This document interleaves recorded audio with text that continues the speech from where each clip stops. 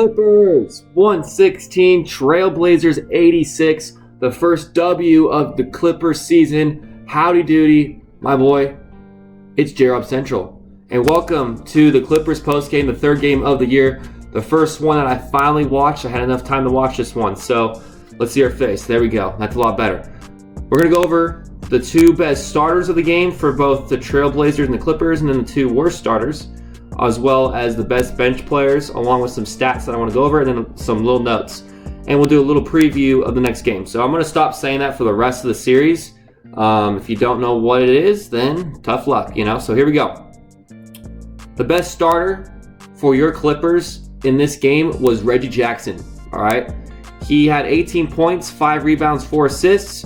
He did go 6 for 20 in the court shooting, but he also went 3 for 15. So, the shooting wasn't really there, but he was just a playmaker. He got rebounds. He was, a presence for sure. So, Paul George, he didn't really have the best game, but he was still there. He had 8 steals. We're going to go over that in a little bit.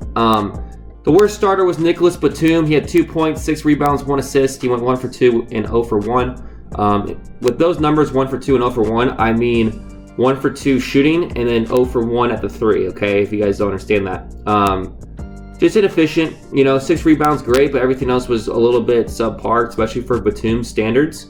And especially as a starter, too. You don't want a starter out there that's, that's inefficient, so that's a little fucked up.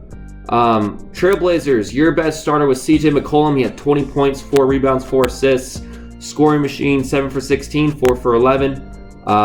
Very good for him, especially with someone that was underperforming, which we'll talk about later on.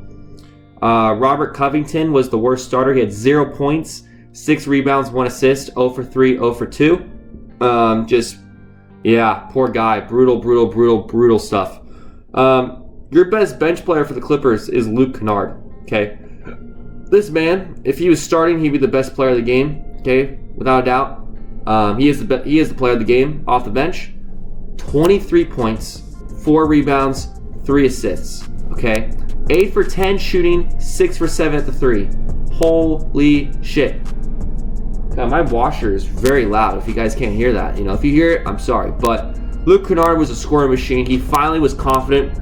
I feel like for the first time with the Clippers going on and off, he needs to be this consistent. If he just shoots this many shots, I would love that, Just shoot 10 shots a game, dude.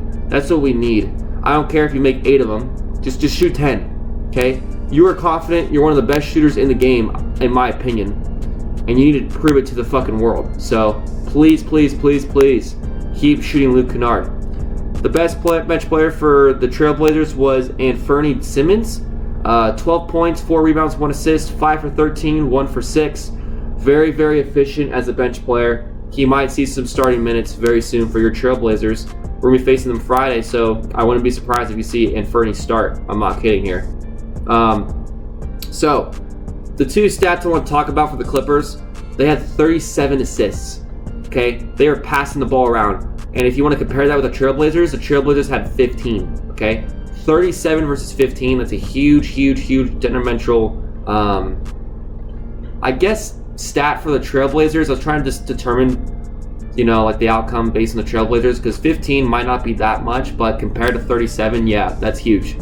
Also, the Clippers stat that I want to talk about is 21 steals versus the 11 that the Trailblazers had. So 21 versus 11, getting points off of turnovers, just creating turnovers in general is huge. So when you see that, man, that's just crazy stuff. The two stats I want to talk about with the Trailblazers. The first one, 30 turnovers over the 17 that the Clippers had. But 30 turnovers? How the fuck are you going to win a game if you have 30 turnovers? Also, for three-point shooting, they are 21.6%. And you have a guy like Damian Lillard, who usually shoots very well. You're shooting 21.6% as a team at the 3. You're not going to be winning games in this modern league, bro. In this modern league, you need to shoot the 3 at a rate above 33%. Above that, well above that, You don't need to be 40%. 40%'s elite, but you cannot be 21%, dude. Not even 25. 25's bad. So, yeah, there we go. Why is it so fucking loud, bro? God damn. The three notes I want to talk about. Hold up, gotta stretch out. Little sort. Okay. Paul George, 8 steals. That's the thing I want to talk about. The most steals in his career. He's averaging 4 steals a game. He obviously will not keep that pace, but my goodness, dude, when one player has creates 8 turnovers, man. Wow. Good stuff from him. So the second thing is Damian Lillard. He just continues to struggle this season so far. That night he had 12 points, 3 rebounds, 3 assists. He shot 4 for 15 and 0 for 8 at the 3. 0 for 8. Goddamn, Dame. Okay, it's not Dame time right now. It's not. I'm sorry.